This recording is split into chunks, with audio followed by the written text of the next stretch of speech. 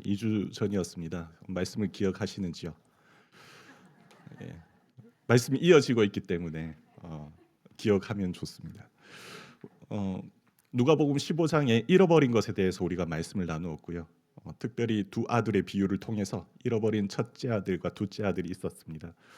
예수님께서는 그 비유를 하시고 열린 결론으로 이동을 하셨죠. 예수님께서는 그 잃어버린 둘째 아들을 직접 역사 속에서 어떻게 찾으시는지 몸소 보이면서 세리장인 삭개오를 찾아가시고 그를 찾으셨습니다. 오늘 구원이 이 집에 이르렀으니 이 사람도 아브라함의 자손이다라고 말씀하시면서 삭개오의 정체성을 회복하고 선포해 주셨습니다. 이 비유는 둘째 아들로 끝나는 것이 아니죠. 첫째 아들도 있습니다.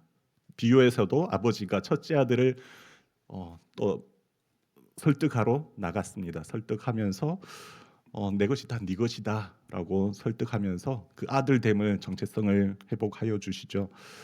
첫째 아들도 잃어버렸습니다. 집안에 있었고 아버지의 곁에 있었고 겉으로는 성실하였지만 정작 아버지의 마음은 몰랐고 은혜 잔치에 들어가질 못했습니다.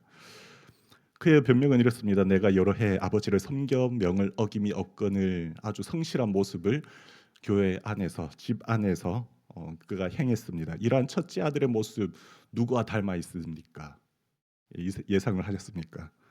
봐도 회심전의 사울의 모습이 닮아 있습니다. 사도행전 9장의 사울의 모습에서 부활하신 예수님께서 그 사울을 찾아가는 모습이 장면이 있는데요.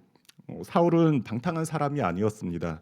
종교적으로 가장 열심이었고 가장 철저하며 가장 경건해 보이는 사람이었습니다. 그가 부활하신 예수님을 대적하고 있었습니다. 오늘 우리는 사울의 회심을 보면서 집안에 있었으나 잃어버린 사람을 예수님께서 어떻게 또 만나시고 그 사람을 어떻게 정체성을 완전히 바꾸시고 회복하시는지 함께 보려고 합니다. 단순히 나빠진 나쁜 사람이 착해진 이야기가 아니죠. 사도 바울은 자기 의로 살던 한 사람이었습니다. 부활하신 예수님은 그를 찾기 위해서 또 부활하신 육신을 입고 그를 친히 또 만나러 또 가시는 모습을 볼 수 있습니다. 사도행전 9장이 부활하신 예수님께서 회심 이전에 사울이 그리스도인을 잡으러 가는 다메섹으로 찾아가셔서 만나 주셨고 사흘 동안 예수님은 사울의 눈을 어둡게 하시고 변론하는 모습을 마치 누가복음 15장에서 분노하는 첫째 아들이 나와서 설득하는 아버지의 모습과 상당히 닮아 있습니다. 회심 이전의 사울은 그의 고백에서 보듯이 나는 이런 사람이야, 나는 이런 사람이다 라고 자신을 자랑하던 사람이었습니다. 회심 이후의 바울은 나는 내 것이 아니라 그리스도의 것이다 라고 정체성을 스스로 고백하는 모습을 또 볼 수 있습니다. 바울 서신서에 곳곳에 공통적인 강조점이 있는데요. 그리스도의 정체성은 나는 나의 것이 아니라 그리스도의 것임을 강조하는 모습을 공통적으로 발견해 볼 수 있습니다. 오늘은 이 차이를 중점적으로 함께 살펴보겠습니다. 회심 이전의 사울의 정체성은 나는 이 정체성이었습니다. 중심이었습니다. 사울은 원래 대단한 종교인이었습니다. 그는 스스로 이렇게 소개합니다. 사도행전 22장에 유대인이고 다소에서 태어났으며 예루살렘에서 자랐고 가말리엘 문화에서 배웠고 율법의 엄한 교육을 받은 사람이었습니다. 이러한 스펙만 보더라도 우리 중에 아무도 이 스펙을 하나님 앞에 내세울 만한 당당한 사람은 없을 겁니다. 대단한 사람입니다. 빌립보서 3장 오늘 본문 말씀에도 더 확실하게 더 강하게 말하고 있습니다. 8일 만에 할례를 받았고 이스라엘 족속이며 베냐민 지파고 헤브리인 중에 히브리인이며 율법으로는 바리새인이다라고 말씀하고 있고 열심으로는 교회를 박해했고 율법의 의로는 흠이 없는 자다라고 스스로 또 회심 이전의 사울을 고백하고 있습니다. 사울의 정체성은 아주 선명합니다. 나는 순수한 혈통의 유대인이다. 나는 바리새인이다. 바리새인 중에 바리새인이고 히브리인 중에 히브리인이다. 나는 율법에 충성된 사람이고 나는 하나님께 열심히 있는 사람이다라고 충분히 하나님 앞에 그의 의를 드러낼 만한 놀라운 스펙을 가진 인물이었습니다. 그는 그의 중심에는 늘 그리스도가 아니라 나가 있었습니다. 나의 혈통, 나의 열심, 나의 경건, 나의 의, 그것이 회심 이전 사울의 정체성이었습니다.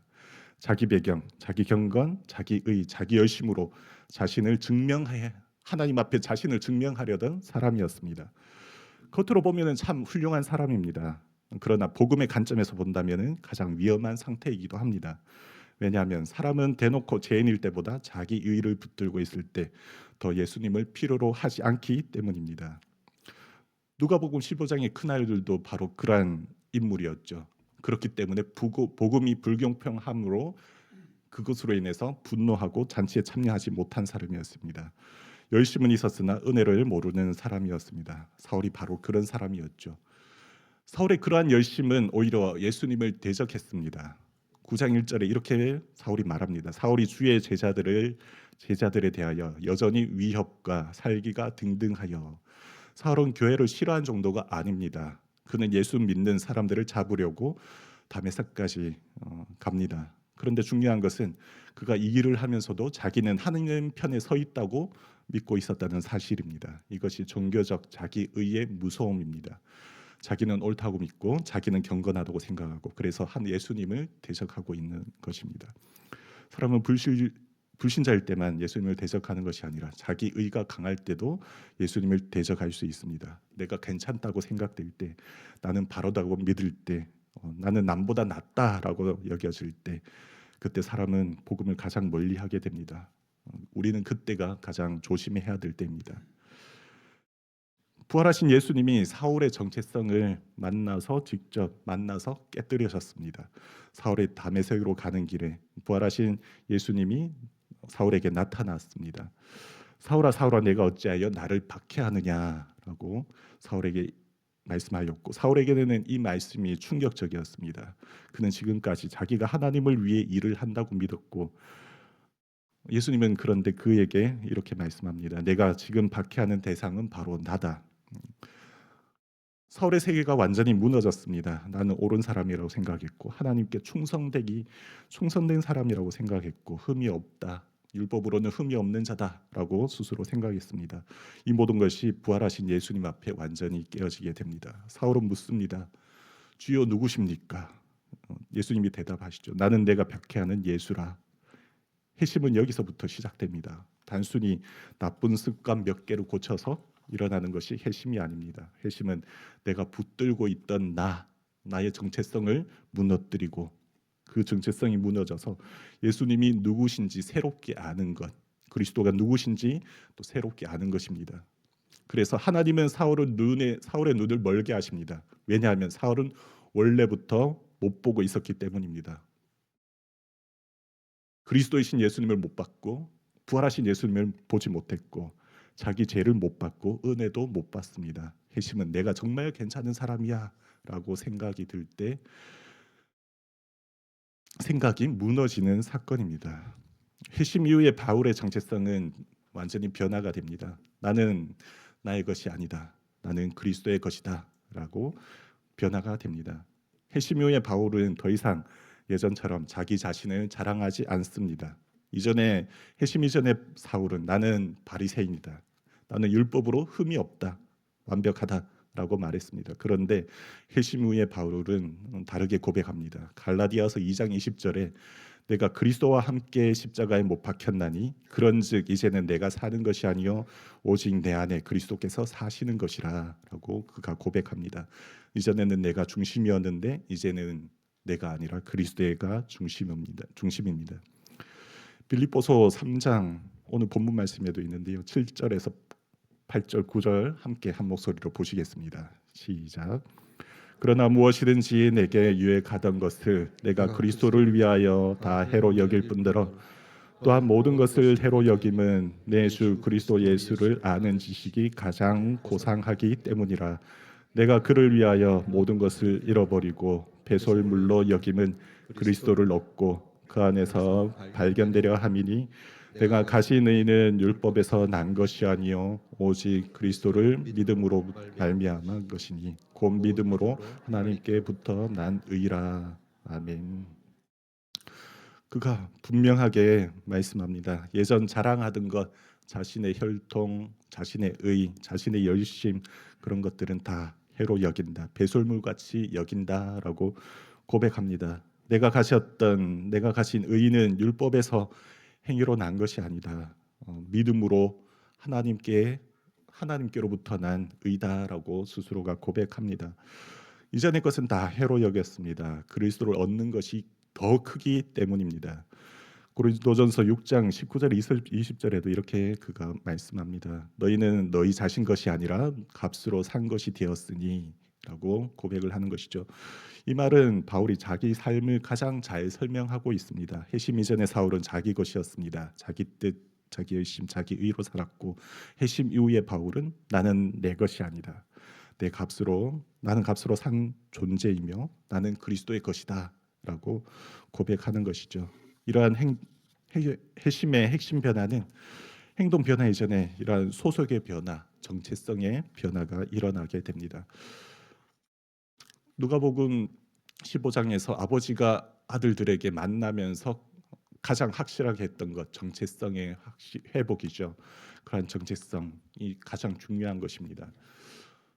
우리의 정체성은 어디에 있습니까? 나는 누구의 것입니까? 사랑하는 성도 여러분, 오늘 우리도 물어봐야 합니다. 나는 지금 무엇으로 나를 설명하고 있습니까? 내 경력입니까? 신앙의 연수입니까? 나의 열심입니까? 나의 도덕성입니까? 아니면 정말 이렇게 고백할 수 있습니까? 나는 나의 것이 아니라 그리스도의 것입니다. 라는 고백이 있습니까? 이 고백이 참된 회심의 열매입니다. 기독교의 신앙은 내가 조금 더 괜찮은 사람이 되고 도덕적인 사람이 되는 종교적인 활동이 아닙니다. 기독교의 신앙은 내가 누구인지, 나는 누구의 것인지 바뀌는 것입니다.